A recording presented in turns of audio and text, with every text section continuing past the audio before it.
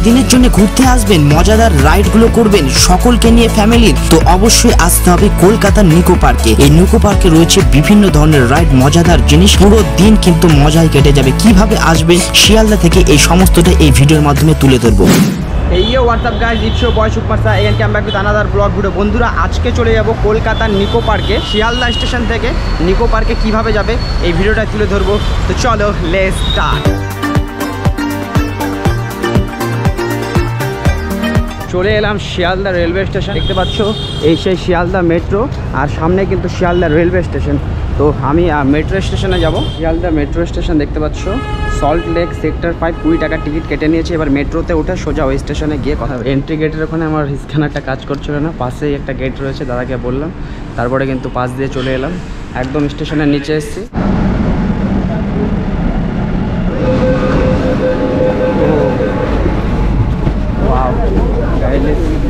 Finally চড়ে গেছি, একটা সিট নেই, তাড়াহুড়া করে সব বসে গেছে, একটা সিট পেলাম না। দেখতে পাচ্ছ পুরো ভিড়, সেকেন্ডের মধ্যে পুরো সিট একদম রিজার্ভ করে নিচ্ছে। লোকাল যারা রয়েছে তাদের একটু হ্যাবিট রয়েছে। গেট ক্লোজ হয়ে গেছে, আর তার সাথে বলে দিয়েছে শিয়ালদা টু সেক্টর 5 যে রয়েছে একদম মানে শেষ স্টেশন, আর 20 টাকা ভাড়া দিয়ে কিন্তু খুব সহজে যেতে পারবো। তো গাইজ ক্যামেরা অফ করব, একদম স্টেশনে নেমে তারপরে কিন্তু কন্টিনিউ করবো। পরবর্তী station Bengal chemical. Next station is salt lake sector 5।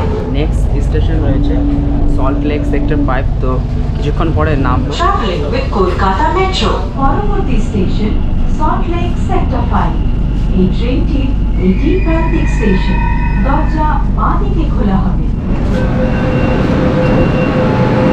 Wow guys, finally কিন্তু নেমে গেলাম মেট্রো স্টেশন থেকে। নেমে সেক্টর 5 থেকে কিছুটা সামনের দিকে হেঁটে এই যে দেখতে পাচ্ছ ফ্লাইওভারের নিচে আসবে, আর এই যে গোস্টরও লেখা রয়েছে এইখানে আসবে।